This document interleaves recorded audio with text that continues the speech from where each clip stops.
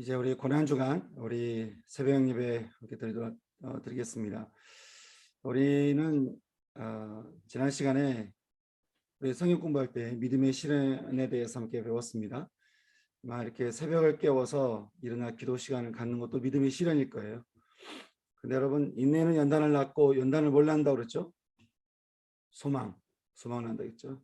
저는 한 주간 이 믿음의 실현을 통해서 인내의 시간을 통해서 우리 속사람이 연단되고 우리의 삶이 소망으로 나갈 수 있는 은혜가 우리 모두에게 임하기를 주님의 이름으로 축원합니다. 우리는 지난 주일 종려 주일에 십자가의 길로 들어서시는 예수님을 만나게 됐습니다. 그리고 주님은 이제 겟세마네 동산에서 마지막 기도를 하시고 잡히시게 되는데, 안타깝게도 이 예수님의 길을 막아선 사람이 한 명 있는 거예요. 막아선 사람 누구일까요? 베드로입니다. 베드로. 우리가 전에 MBTI를 했잖아요. MBTI를 통해서 각자의 성향을 들었겠지만 우리는 그 성향대로 살면 안 됩니다. 성향은 반드시 관계를 통해서 균형을 맞춰야 됩니다. 그래서 몸을 이루는 게 중요하죠. MBTI가 복음이 아니고요, 그리스도의 몸이 복음이에요.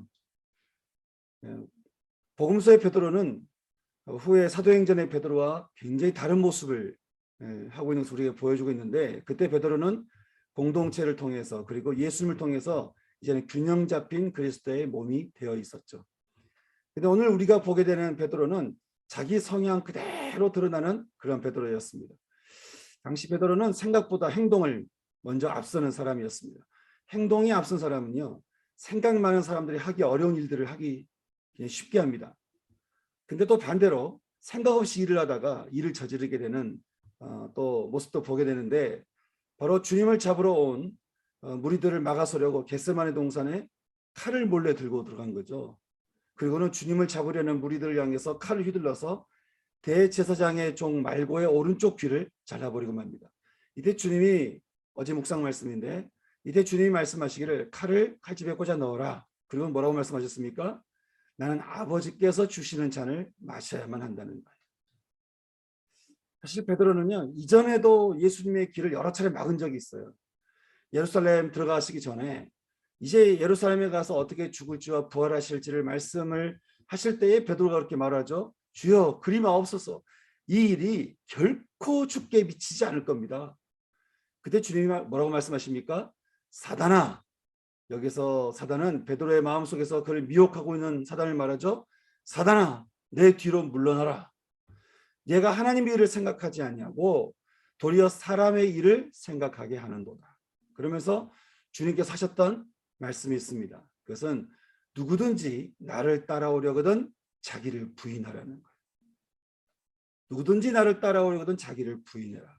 그 말은 우리 내면에, 우리 생각에, 우리 중심에서 하나님을 밀어내고 내가 주인 되어 살려고 하는, 그래서 내 힘으로 세상을 뭔가 이루려고 하는 신앙생활도요, 내 힘으로 뭔가 하려고 하고, 하여간 뭐든지, 내가 일을 하든 공부를 하든 육아를 하든 신앙생활을 하든 기도를 하든 하여간 뭐든지 그냥 내 힘으로 열심히 해내려고 하는 그런 우리 속에 있는 내면의 우리 중심의 그 본성을, 우리 속사람의 그 생각을 어떻게 해요? 부인하라는 거예요. 그 모든 죄성을 부인하고 저항하고 그걸 따르지 말라는 것이죠.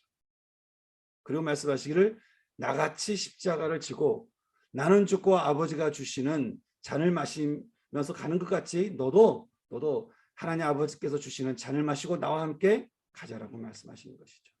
근데 베드로는 그러지를 못했습니다. 마지막 만찬 한 자리에서도요, 베드로는 그렇게 말하는 거예요. 모두 다 주를 버릴지라도 나는 결코 버리지 않겠습니다. 내가 주와 함께 죽을지언정, 누가복음에서는요, 내가 주와 함께 감옥에도 가고 죽는데도 각오했습니다. 나는 절대로 부인하지 않겠습니다. 그렇게 얘기하는 거예요. 여러분, 아마 베드로의 마음은 진실이었을 거예요. 근데 여기에서 문제는 뭔지 아십니까? 문제는 베드로가 자기 자신의 마음은 너무 잘 알았지만 예수님의 마음은 너무 몰랐다는 게 문제예요. 베드로가 스승을 생각하는 마음, 지키고 싶어하는 마음, 죽을 때까지 함께하고 싶었던 그 마음에 대해서는요, 어쩌면 사람들은 공감하고, 그래, 베드로도 뭔가 잘해보려고 그러지 않았겠어? 베드로가 그래도 베드로에 대해서 뭐 연민을 가질 수 있고 참 베드로도 열심히 했을 건데 라고 생각할지 모르겠지만, 여러분, 문제는요, 신앙의 목적은 내 마음을 성취하는 데 있는 것이 아니라는 거예요. 신앙의 목적은 내 마음을 이루는 데 있는 것이 아니고 예수님의 마음을 쫓는 데 있다라고 하는 것이죠. 내가 맞다고 하는 판단으로 길을 가는 게 아닙니다. 중요한 건 내 마음, 내 진심이 아니에요. 예수님의 진심입니다. 중요한 건 내 마음, 내 중심, 내 생각이 아니고 예수님의 중심이고 예수님의 마음이고 예수님의 시각이라고 하는 것이죠. 왜냐하면 거기에 길이 있고 진리가 있고 생명이 있기 때문에 그렇습니다. 우리 자꾸 내 마음 얘기해요. 내 생각 얘기하고요. 하지만 근데 거기에 길이 없다라고 하는 거죠. 근데 베드로는 이 말을 잘 이해하지 못했던 것 같습니다. 그래서 주님이 베드로가 이제 앞으로 선택할 그 길에 대한 결과에 대해서 이렇게 말씀하시죠. 너는 나를 3번 부인하리라. 3번 부인하리라. 그리고 또 말씀하시기를 내가 너가 믿음이 떨어지지 않기를 또 기도하겠다고 또 말씀도 해주셨어요. 자기 생각이 강하면요, 그 생각과 다른 어떤 권유나 권면은 잘 받아들이지 않게 됩니다. 주님도 진주를 돼지 앞에 던져주지 말라고 듣지 않기로 작정한, 또 들리지 않은 그런 베드로였죠. 그렇게 베드로는 겟세마네 동산에서도 주님의 길을 막아서지만 주님은 나는 아버지께서 주시는 잔을 마셔야만 한다고 그 베드로의 뜻을 물리치시게 되셨습니다. 결국 대제사장 가야바의 장인이었던 안나스에게로 끌려간 예수님은 여러 가지 신문을 당하시고는 뺨까지 맞으시면서 다시 대제사장 가야바에게로 보내지게 되는데, 참고로 당시 제사장은 종신직이었지만 아론 계열이 아니고 로마 제국과 협약에 의해 맺어진 계약직 같은 것이라서요, 무늬만 제사장이었죠. 근데 그리고 그렇게 그들에게 끌려가는 예수님을 자기 생각에 끝까지 지배했던 베드로가 따라가기 시작을 합니다. 제 생각에는 아마도 때를 노려서 예수님을 구출하려고 했던 게 아닐까. 그래서 어쩌면 다시는 그 품에, 어쩌면 성경에 보이지 않지만 칼을 또 품속에 풀고 어떻게 하면 어떻게 가지 않았을까. 그렇게 조심스럽게 베드로는 사도 요한의 도움을 받아서 제사장의 집에 들어가게 됩니다. 당시는 말씀처럼 사도 요한이 대제사장과 서로 아는 사람이었던 것 같습니다. 신학자들 말로는 요한의 아버지 세베대가 갈릴리에서 굉장히 부유한 사람이었기 때문에 대제사장 가문과 서로 이렇게 잘 아는 사이였을 것이다, 그렇게 추정을 합니다. 어찌됐든 요한의 도움으로 대제사장 집으로 들어가게 된 베드로는 이제 문 밖에 서서 이 모든 상황을 지켜보게 되죠. 그렇게 자기 생각에 차서 또 자기가 옳다고 하는 대로 대제사장의 집까지 들어간 그 베드로. 그런데 그게 그만 엉뚱한 일이 벌어지고 맙니다. 제사장 집 문 지키는 한 여종이 베드로를 말하기를 너도 이 사람의 제자 중 아니냐라고 묻는 거예요. 그러니까 베드로가 뭐라 합니까? No, 나는 아니라, 이렇게 얘기합니다. 근데 또 온도가 급격히 떨어지는 예루살렘 밤을 밝히던 그 숯불 밑에 베드로에게 사람들이 또 가서 묻죠. 너도 그 제자 중 한 사람 아니냐? 그자 이번엔 베드로가 더욱더 단호하게 말하기를 No, 나는 아니라, 그렇게 얘기하는 거예요. 그 어감을 보면요, 난 정말 아니다, 그렇게 얘기하는 거예요. 이번에는요, 부인하기 어려운 사람이 다가옵니다. 바로 베드로가 귀를 잘라버린 말고의 친척이었습니다. 그는 겟세마네 동산 현장에서 예수님을 체포하던 그 자리에 있었던 모양이에요. 그 사람이 와서 말하기를 내가 동산에 당신 봤는데, 맞죠? 누가복음에서는요, 내가 장담하건대 당신 거기 있는 사람 맞잖아, 그렇게 얘기하는 것이죠. 그러니까 이번엔 베드로가 말합니다. 나는 네가 무슨 말 하는지 전혀 알 수가 없겠다. 그러면서 아주 강하게 예수를 저주까지 하면서 문 밖에 이렇게 나가려고 하는데 성경은 말하기를 닭이 3번 울었다, 그렇게 우리에게 말씀을 해주고 있습니다. 누가복음에서는 그때 주께서 돌이켜 베드로를 보셨는데 베드로는 주님이 말씀하신 대로 닭이 3번 울자 문 밖을 나가 심히 통곡하며 울었다라고 성경은 이야기해주고 있습니다. 이 사건은 베드로로 하여금 완전히 그 인생 전체가 달라지게 되는, 아니 신앙에도요 완전히 멘붕이 오는 그런 사건이 되었습니다. 그동안 자기가 맞다고 생각한 대로 열심히 살았어요. 자기가 맞다고 생각한 대로 나름 자기가 할 수 있는 최선을 다해서 여기까지 왔다라고 생각했는데 그 결과가 이거인 거예요. 난 내 판단이 틀렸다고 옳지 않았는데 그 결과가 그래서 예수를 모른다고 부인하진 않나. 저주까지 하는. 아니 그동안 자신이 맞다고 생각한 결과가 이런 거라고 생각하니까 완전히 다 무너지는 것을 경험하니까 야 내가 도대체 그동안 뭘 믿은 거지? 어떻게 믿은 거지? 모든 게 다 무너지는 것을 경험하게 되는 것이죠. 여러분 우리가 주님 따라가면요 우리는 인생의 집이 세워집니다. 내 생각 따라가면요 인생의 집이 무너집니다. 내 생각 따라가면요 뭔가 다 세워질 것 같죠. 근데 계속 무너지는 거예요. 이해가 안 되죠. 이해가 안 될 겁니다. 그게 내 생각을 따라갔기 때문에 그런 것이죠. 그렇게 다 무너지고 난 다음이야 밖에 나가 통곡하며 멘붕에 빠졌던 베드로는 주님이 부활하셨다는 소식을 전해 듣고도요 도망갔죠. 도망가고 나중에 주님이 디베라에 그를 찾아가시고 나서야 그는 다시 주님과 마주하게 되는데 만약 베드로가 이전에 주님의 마음을 따라 자기를 부인했더라면 자기 생각에 집중하지 않고 자기 마음에 집중하지 않고 자기가 거기에 있는 것이 아니고 예수님의 마음을 알고 예수님의 생각을 알고 하여간 예수님을 아는 것 그런 마음을 가졌다고 한다면 베드로의 삶에서 지금 아주 세세 되도록 이 글이 읽혀지는 거 아니에요. 베드로는 부인했다. 그것도 3번이나 부인했다.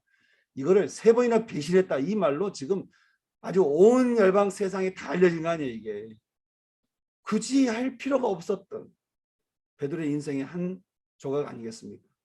다윗이 바세바를 보고 실수해서 할 필요가 없었던 그 실수의 가운데 들어간 것처럼 여러분 우리도 그럴 수 있다는 거예요. 우리도 주님을 따라간다고 하면서 내 생각 따라 내 마음 따라 내 판단에 따라서 내가 옳다고 한다고 열심히 뭔가를 하잖아요. 여러분 나는 틀렸다고 생각되지 않는데 내가 무너지고 있다고 한다면 여러분 그 자신이 무너져야 되는 거예요. 어떤 목사님께서 은퇴하실 때 저한테 그러시는 거예요. 이 목사 사람들이 참 안 변하더라. 그러면서 말씀하시기를 절대로 안 죽으려고 해. 하여간 절대로 안 죽으려고 해. 그러니까 변화가 없어. 근데요 그 말을 듣는 제가 양심이 찔리는 거예요. 저도 제 안에서 죽지 않으려고 하는 저 자신을 또 보는 것이죠. 사람 참 안 변해. 사람 참 안 변해.